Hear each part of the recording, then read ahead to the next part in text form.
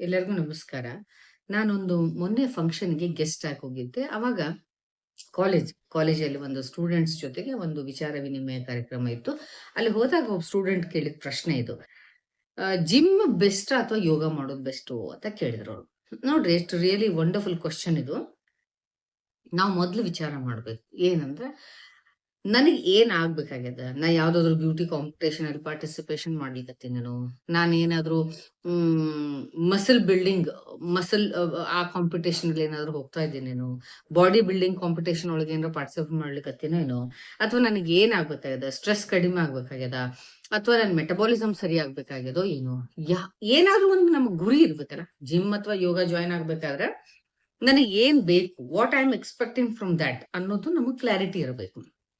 ನೋಡ್ರಿ ಏನಾಗ್ತದ ಅದ್ರ ಜೊತೆಗೆ ಇನ್ ಜನರಲ್ ಆಗಿ ಈಗ ಅದರಿಂದ ಆಗುವ ಲಾಭ ಮತ್ತು ನಷ್ಟಗಳನ್ನ ವಿಚಾರ ಮಾಡೋಣ. ಲಾಸ್ಟ್ ಯಾವ್ದು ಬೆಟರ್ ಅನ್ನೋದನ್ನ ನನ್ನ ಒಪಿನಿಯನ್ ಕೊಡ್ತೀನಿ, ನೀವು ನಿಮ್ಮಂಗ ಫಾಲೋ ಮಾಡ್ಕೋಬಹುದು.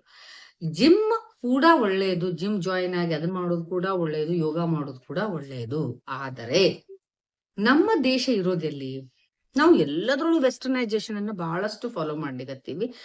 ನಮ್ಮ ದೇಶ ಹಾಟ್ ಝೋನ್ ಒಳಗ ಬರ್ತದೆ, ಅಂದ್ರೆ ಉಷ್ಣವಲಯದೊಳಗೆ ಬರುವಂತದ್ದು. ನೀವ್ ಇಲ್ಲೆಲ್ಲರೂ ಕರ್ನಾಟಕದೊಳಗಾಗ್ಲಿ, ಪುಣೆ, ಬೆಂಗಳೂರು, ಇಲ್ಲೇ ತಮಿಳ್ನಾಡು, ಏನು ಆಂಧ್ರದೊಳಗೆ ಇಲ್ಲಿ ಅಥವಾ ಓಕೆ ಆ ಹಿಮಾಲಯ ಮತ್ತು ಜಮ್ಮು ಕಾಶ್ಮೀರ, ಉತ್ತರಾಖಂಡ ಪ್ಲೇಸ್ ಬಿಟ್ರೆ ಬಾಕಿ ಎಲ್ಲಾದ್ರೂ ನೀವು ಸ್ನೋಫಾಲ್ಸ್ ಆಗೋದನ್ನ ನೋಡಿರೇನು? ಅಥವಾ ವರ್ಷ ಇಡೀ ಸತತವಾಗಿ ಮಳೆ ಆಗೋದನ್ನ ನೋಡಿರೇನು? ಇಲ್ಲ. ನಮ್ಮಲ್ಲಿ ಇಲ್ಲಿ ಬ್ರೈಟ್ ಸನ್ ಎಕ್ಸ್ಪೋಜರ್ ಆಗ್ತಿರ್ತದೆ ಮತ್ತು ಉಷ್ಣ ವಲಯದಲ್ಲಿ ಮ್ಯಾಕ್ಸಿಮಮ್ ಯಾವಾಗ್ಲೂ ಟೆಂಪರೇಚರ್ ಇರ್ತದೆ. ನಮ್ದು ಟೆಂಪರೇಚರ್ ಯಾವಾಗ್ಲೂ ಚಲೋ ಹೈ ಟೆಂಪರೇಚರ್ ಒಳಗೆ ಇರ್ತೀವಿ ನಾವು. ಹೀಗಾಗಿ ಇದು ಉಷ್ಣ ವಲಯದೊಳಗೆ ಬರೋದ್ರಿಂದ ನಮ್ಮಲ್ಲಿ ಹೆಚ್ಚಾಗಿ ಎಲ್ಲರಿಗೂ ಕೂಡ ಡೈಜೆಸ್ಟಿವ್ ಸಿಸ್ಟಮ್ ಚೆನ್ನಾಗೇ ಇರ್ತದ. ಪಿತ್ತ ಪ್ರಧಾನವಾದಂತಹ ದೋಷ ಇರ್ತದೆ ದೇಹದೊಳಗೆ. ಎಕ್ಸೆಪ್ಟ್ ಇನ್ ವೆರಿ ವಿಂಟರ್ ಮತ್ತು ರೈನಿ ಸೀಸನ್ ನಲ್ಲಿ ಸ್ವಲ್ಪ ಸಮಯ ಬಿಟ್ರೆ ಬಾಕಿ ಟೈಮ್ ಒಳಗೆಲ್ಲ ನಮ್ಮಲ್ಲಿ ಸಿಕ್ಕಾಪಟ್ಟೆ ಬಿಸಿಲು ಇರ್ತದ ಮತ್ತು ಉಷ್ಣ ವಲಯದೊಳಗೆ ಇರೋದ್ರಿಂದ ನಮ್ಗೆ ಯಾವ ರೀತಿಯಾದಂತ ಎಕ್ಸಸೈಸಸ್ ಹೆಲ್ಪ್ ಆಗ್ತಾವ ಅನ್ನೋದ್ರ ಕಡೆ ಸ್ವಲ್ಪ ಲಕ್ಷ್ಯ ಇರಬೇಕು. ನಾವು ಬಾಡಿ ಬಿಲ್ಡಿಂಗ್ ಮಾಡ್ಕೋಬೇಕಾ, ನಮಗ ಮಸಲ್ ಡೆವಲಪ್ಮೆಂಟ್ ಸರಿ ಆಗ್ಬೇಕು ಮತ್ತು ಸಡನ್ ಫ್ಯಾಟ್ ಲೂಸ್ ಆಗ್ಬೇಕು ಅಂತಂದ್ರೆ yes, gym is very good. But ಆದ್ರೂ ಕೂಡ HIIT ಅಂತ ಹೇಳ್ತೀವಿ, ಅಂದ್ರೆ ಹೈ ಇಂಟೆನ್ಸಿಟಿ ಇಂಟರ್ವಲ್ ಟ್ರೈನಿಂಗ್ಸ್ ಅಂತ ಹೇಳ್ತಾವು. ಅವನ್ನ ನಮ್ಮ ದೇಶದಂತಹ ಉಷ್ಣ ವಲಯದೊಳಗೆ ಮಾಡಬಾರ್ದು ಲೆಕ್ಕಕ್ಕೆ. ಗೊತ್ತಾಯ್ತಾ? ಮತ್ತು ರ್ಯಾಪಿಡ್ ಫ್ಯಾಟ್ ಲಾಸ್ ಆಗ್ಬೇಕು ಅಂತಂದ್ರೆ ಜಿಮ್ ಓಕೆ, ಅದು ನಿಮ್ಗೆ ಹೆಲ್ಪ್ ಮಾಡ್ತದೆ. ಬಟ್ ಅಷ್ಟು ರ್ಯಾಪಿಡ್ ಫ್ಯಾಟ್ ಲಾಸ್ ಯಾಕಾಗ್ಬೇಕು? ಒಂದ್ ತಿಂಗಳದಾಗ 10 kg ಕಡಿಮೆ ಆಗ್ಬೇಕು, 8 kg ಕಡಿಮೆ ಆಗ್ಬೇಕು, ಇದು ಸರಿಯಲ್ಲ. ಈವನ್ ನೋಡ್ರಿ, ಫ್ಯಾಟ್ ಅನ್ನೋದನ್ನ ಫ್ಯಾಟ್ ರಿಡಕ್ಷನ್ ಮಾಡ್ಕೊಳ್ಳೋದು ಕೂಡ ಒಂದು ಆರ್ಟ್. ನಮ್ಮ ಫ್ಯಾಟ್ ಎಷ್ಟಿರ್ತದೋ ಅದರ ಆಧಾರದ ಮೇಲೆ ನಮ್ಮ ಹಾರ್ಟ್ ಮತ್ತು ಇತರೆ ಆರ್ಗನ್ಸ್ ಕೆಲಸ ಮಾಡ್ತಿರ್ತಾವ. ಕೆಲವು ಜನ ನಮ್ಮಲ್ಲಿ ಪೇಷಂಟ್ಸ್ ಬರ್ತಾರೆ, ಏನಂದ್ರೆ ಆ 3 ತಿಂಗಳಿಗೆ ನನ್ನ ಮದುವೆ ಫಿಕ್ಸ್ ಆಗ್ಯದ್ರಿ, ಇನ್ 3 ತಿಂಗಳೊಳಗೆ 15 kg ಕಡಿಮೆ ಆಗ್ಬೇಕು, ತಿಂಗಳಿಗೆ 5 kg ಹಂಗ ಏನಾದ್ರೂ ಮಾಡಿ ಕಡಿಮೆ ಮಾಡ್ಲಿಕ್ಕೆ ಆಗ್ತದೇನೋ ಅಂತ ಹೇಳಿ. This is really wrong. ಏನಾಗ್ತದೆ ನೋಡ್ರಿ, ನಮ್ಮ ಹಾರ್ಟ್ ಯಾವಾಗ್ಲೂ ನಮ್ಮ ದೇಹದೊಳಗಿರುವಂತ ಫ್ಯಾಟ್ ಅನ್ನ ನೋಡ್ಕೊಂಡು ಕೆಲಸ ಮಾಡ್ತಿರ್ತದ, ಬೀಟ್ ಮಾಡ್ತಿರ್ತದ.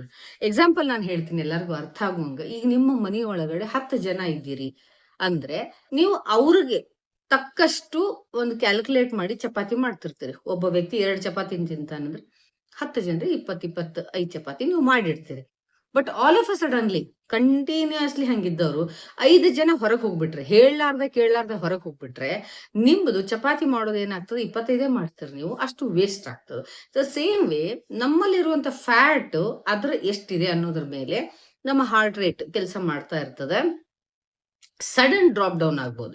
ಇದಕ್ಕೋಸ್ಕರನೇ ಎಷ್ಟೋ ಸಾರಿ ಬ್ಯಾರಿಯಾಟ್ರಿಕ್ ಸರ್ಜರಿ ಮಾಡಿಸ್ಕೊಂಡಾಗಿಲ್ಲ ಕೆಲವೊಂದು ಸಮಸ್ಯೆಗಳಾಗ್ತಾವು. ಮತ್ತು ಫಾಸ್ಟ್ ಆಗಿ ಫ್ಯಾಟ್ ಅನ್ನ ರೆಡ್ಯೂಸ್ ಮಾಡ್ತೀನಿ ಅಂತ ಹೋಗ್ಬಾರ್ದು.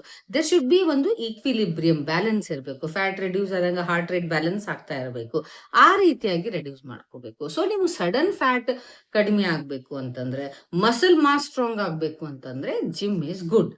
ಆದ್ರೆ ನಾನ್ ಹೇಳೋದೇನಂದ್ರೆ, ಈ ಉಷ್ಣವಲಯದೊಳಗಡೆ ನಿಮಗೆ ಲಾಂಗ್ ಟರ್ಮ್ ಹೆಲ್ತ್ ಬೇಕಂದ್ರೆ ಯೋಗ ಇಸ್ ಬೆಸ್ಟ್. ಯೋಗ ಮಾಡೋದ್ರಿಂದ ದೇಹದೊಳಗೆ ಕೂಲಿಂಗ್ ಇಫೆಕ್ಟ್ ಇರ್ತದೆ.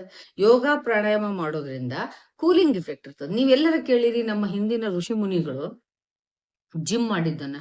ಜಿಮ್ ನಮ್ಮಲ್ಲಿ ಇಲ್ಲ ಅಂತಲ್ಲ, ಇತ್ರಿ, ಯಾವಾಗೂ ಇತ್ತು. ಕುಸ್ತಿಪಟುಗಳು ಈ ಹಳ್ಳಿ ಒಳಗಡೆ ಗರಡಿ ಮನಿ ಅಂತ ಏನ್ ಹೇಳ್ತಾರಲ್ಲ, that is nothing but gym. Strong rigorous ಆಗಿ ಮಾಡುವಂತ ಎಕ್ಸರ್ಸೈಸಸ್ ಅದ್ರೊಳಗೆ ಇರ್ತಾವ. ಸೊ ಅದು ಕೂಡ ನಮ್ಮಲ್ಲಿ ಮೊದ್ಲಿಂದನೂ ಇತ್ತು. ಅದೇನ್ ಟೋಟಲಿ ವೆಸ್ಟರ್ನ್ ಕಲ್ಚರ್ ಏನ್ ಅಲ್ಲ. ಆದ್ರೆ ಅಲ್ಲಿ ಶೀತ ವಲಯದೊಳಗಿರುವಂತಹ ಜನ, ಈ ಅಮೆರಿಕ, ಯುರೋಪ್ ಕಂಟ್ರೀಸ್ ಒಳಗಿರುವಂತಹ ಜನರಿಗೆ ಆಲ್ರೆಡಿ ಶೀತ ವಲಯದೊಳಗೆ ಇರೋದ್ರಿಂದ ಬಾಡಿ ಟೆಂಪರೇಚರ್ನ, ಕೋರ್ ಟೆಂಪರೇಚರ್ನ ಅವ್ರು ಇಗ್ನೈಟ್ ಮಾಡ್ಕೋಬೇಕಾಗಿರ್ತದೆ. ಅದಕ್ಕೋಸ್ಕರ ಅವ್ರು ಏನ್ ಮಾಡ್ತಾರ, ರಿಗರಸ್, ಸ್ಟ್ರಾಂಗ್, ಹೈ ಇಂಟೆನ್ಸಿಟಿ ಇರುವಂತ ಎಕ್ಸರ್ಸೈಸ್ ಅನ್ನ ಮಾಡ್ತಾರೆ. ಬಟ್ ನಮ್ಗೆ ಅದರ ಅವಶ್ಯಕತೆ ಇಲ್ಲ.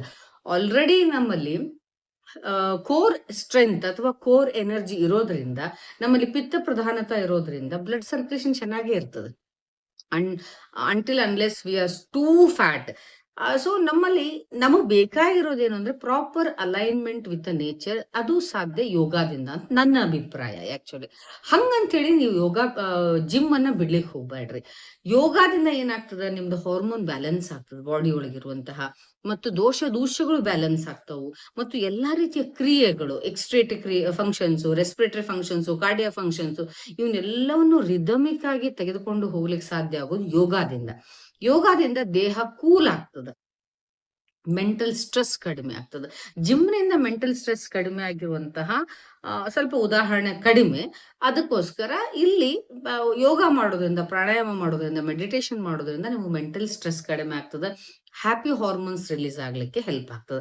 ಹಂಗಂದ್ರೆ ನಾವೆಲ್ಲ ಜಿಮ್ ಬಿಟ್ಟೇ ಬಿಡ್ಬೇಕೇನ್ರಿ, ಬರೀ ಯೋಗ ಮಾಡ್ಕೊಂತ ಹೋಗ್ಬೇಕಾ? ಹಂಗೇನಿಲ್ಲ. See you have to choose.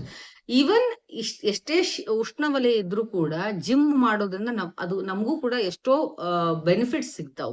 ಅದಕ್ಕೋಸ್ಕರ ಏನ್ ಮಾಡ್ಕೋಬೇಕು, ವಾರದಲ್ಲಿ ನೀವು 3 ದಿವಸ ಯೋಗ, 3 ದಿವಸ ಜಿಮ್ ಅನ್ನ ಪ್ರಾಕ್ಟೀಸ್ ಮಾಡ್ಕೊಂಡು 1 ದಿವಸ ಕಂಪ್ಲೀಟ್ ಆಗಿ ದೇಹಕ್ಕೆ ರೆಸ್ಟ್ ಕೊಡೋದು ಒಳ್ಳೇದು ಅಂತ ಅನಿಸ್ತದೆ. ಇದು ಎಲ್ಲೂ ಟೆಕ್ಸ್ಟ್ ಒಳಗಿಲ್ಲ. ನಾವು ನಮ್ಮ ಪೇಷಂಟ್ಸ್ ಅನ್ನ ನೋಡಿ ಅವ್ರಿಗೆ ಅಡ್ವೈಸ್ ಮಾಡಿ ಅವ್ರು ಅದನ್ನ ಫಾಲೋ ಮಾಡಿದಾಗ ಕಂಡುಕೊಂಡಂತ ಕೆಲವೊಂದು ವಿಚಾರಗಳನ್ನ ನಾನು ನಿಮ್ಗೆ ಹೇಳಿಕತ್ತೀನಿ. ಏನಂದ್ರೆ ವಾರದೊಳಗೆ 3 ದಿವಸ ಜಿಮ್ ಮಾಡಿದ್ರೆ ಅಡ್ಡಿ ಇಲ್ಲ. ಅದು ಕೂಡ ಹೆಂಗಂದ್ರೆ ಮುಂಜಾನೆ ಅರ್ಲಿ ಮಾರ್ನಿಂಗ್, ಯಾವುದೇ ಸೀಸನ್ ಇರ್ಲಿ, ರೇನಿ ಸೀಸನ್ ಇರ್ಲಿ, ವಿಂಟರ್ ಸೀಸನ್ ಇರ್ಲಿ, ಸಮ್ಮರ್ ಸೀಸನ್ ಇರ್ಲಿ, ಭಾರತದಲ್ಲಿ ಅರ್ಲಿ ಮಾರ್ನಿಂಗ್ 5 to 8 o'clock ಒಳಗಡೆ, ಮುಂಜೆ 5 ಗಂಟೆಯಿಂದ 8 ಗಂಟೆ ಒಳಗಡೆ ನೀವು ಜಿಮ್ ಅನ್ನ ಜಾಯಿನ್ ಮಾಡಬೇಕು. ಹೈ ಇಂಟೆನ್ಸ್ ಎಕ್ಸರ್ಸೈಸಸ್ ಅನ್ನ ಮಾಡ್ಲಿಕ್ಕೆ ಹೋಗ್ಬೇಡ್ರಿ. ನಿಮ್ಮ ವಯಸ್ಸಿಗೆ ಅನುಗುಣವಾಗಿ, ನೀವು ತಗೊಳ್ಳುವಂತ ಆಹಾರಕ್ಕೆ ಅನುಗುಣವಾಗಿ, ಅತಿ ಹೈ ಇಂಟೆನ್ಸಿವ್ ಇರುವಂತ ಬಹಳ ಸ್ಟ್ರಾಂಗ್ ಆಗಿರುವಂತ ಎಕ್ಸರ್ಸೈಸಸ್ ಅನ್ನ ಮಾಡಿದಾಗ ಆಟೋಮೆಟಿಕಲಿ ಕ್ಯಾಲರೀಸ್ ಬರ್ನ್ ಆದಾಗ ಪ್ರೋಟೀನ್ ಪೌಡರ್ಸ್ ಅದು ಇದು ತಗೋಬೇಕಾಗ್ತದೆ. I feel which is not necessary.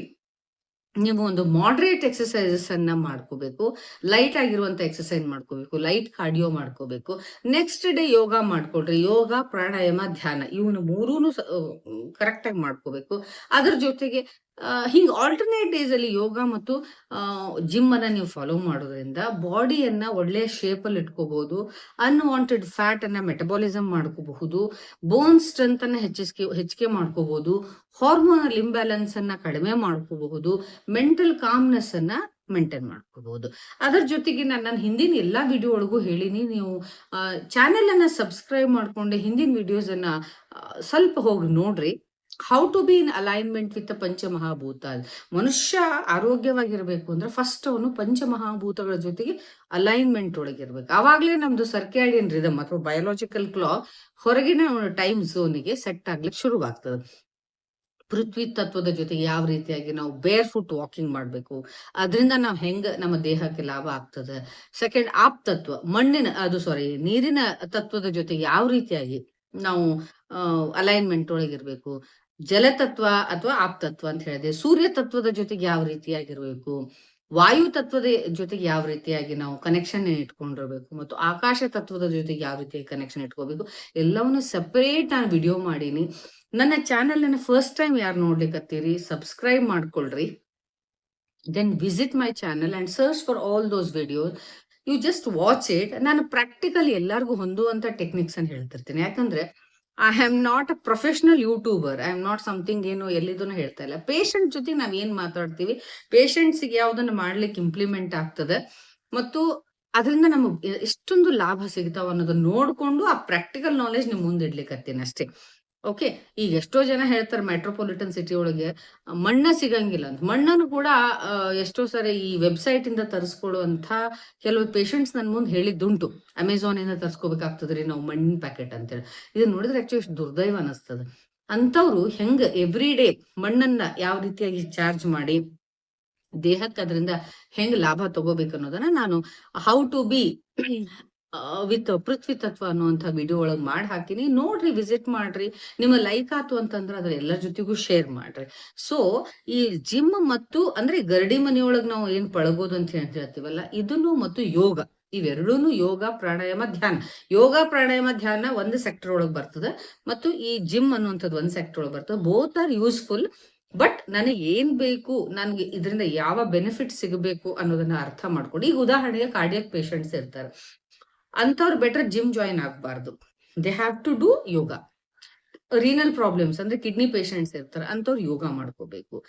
ಹಿಂಗೆ ಸಾಕಷ್ಟು ಬೇರೆ ಆರ್ಥರೈಟಿಕ್ ಪೇಷಂಟ್ಸ್ ಇರ್ತಾರೆ, ಅಂತವ್ರೊಳಗೆ ಅವರು ಸ್ವಲ್ಪ ಲೈಟ್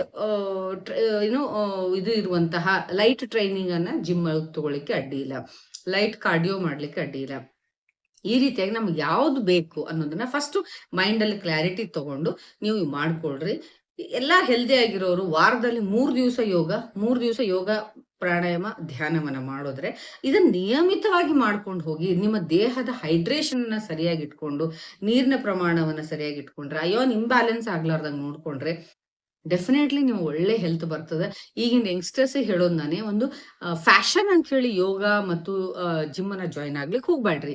ಜಾಯಿನ್ ಆಗ್ಲೇಬೇಕಾದ್ರೆ ಪ್ಯಾಷನ್ ಆಗಿ ಜಾಯಿನ್ ಆಗಿ, you should be passionate about doing the things.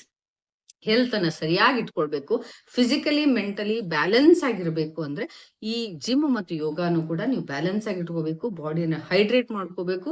Rich protein ಇರುವಂತ ಆಹಾರವನ್ನ ಸೇವನೆ ಮಾಡೋದು ಬೆಟರ್. ಪ್ರೋಟೀನ್ ಪೌಡರ್ಗಳನ್ನ ತಗೊಳ್ಳೋದಕ್ಕಿಂತ ಒಳ್ಳೆಯದು. ಮತ್ತು ಬಹಳ ಲೈಟ್ ಆಗಿ ಹೋಗ್ರಿ. ಯಾವುದು HIIT ಅಂತ ಏನ್ ಹೇಳ್ತಾರಲ್ಲ, ಅಂದ್ರೆ ಹೈ ಇಂಟೆನ್ಸಿಟಿ ಇಂಟರ್ವಲ್ ಟ್ರೈನಿಂಗ್ಸ್ ಅನ್ನ ಅವಾಯ್ಡ್ ಮಾಡ್ಕೊಳ್ರಿ. ಬಿಕಾಸ್ ಆಲ್ರೆಡಿ ವಿ ಆರ್ ಇನ್ ಉಷ್ಣವಲಯ. ಸೊ ನಾಟ್ ನೆಸೆಸರಿ ಸುಮ್ನೆ ಮಾಡ್ಲಿಕ್ಕೆ ಹೋಗ್ಬೇಡ್ರಿ. ಯಾರೋ ಮಾಡ್ತಾರ ನೀವು ಮಾಡ್ಲಿಕ್ಕೆ ಹೋಗ್ಬೇಡ್ರಿ. ಇದ್ರೆ ನಿಮ್ಗೆ ಒಳ್ಳೆ ಹೆಲ್ತ್ ಸಿಗ್ತದೆ. So if you like my information, channel ಅನ್ನು ಸಬ್ಸ್ಕ್ರೈಬ್ ಮಾಡ್ಕೊಡ್ರಿ, ಶೇರ್ ಮಾಡ್ರಿ, ಲೈಕ್ ಮಾಡ್ರಿ, ಕಮೆಂಟ್ ಮಾಡ್ರಿ. ನಿಮಗೇನು ಯಾವ ವಿಷಯದ ಬಗ್ಗೆ ಇನ್ಫಾರ್ಮೇಶನ್ ಬೇಕು ಅನ್ನೋದನ್ನ ನೀವು ಕಮೆಂಟ್ ಅಲ್ಲಿ ಹಾಕಿದ್ರೆ, ನನಗೆ ಅದ್ರೊಳಗೆ ನಾಲೆಜ್ ಇತ್ತು ಅಂದ್ರೆ ಡೆಫಿನೆಟ್ಲಿ ನಾನು ನಿಮ್ಮ ಜೊತೆ ಶೇರ್ ಮಾಡ್ಕೊಳ್ತೀನಿ. Thank you.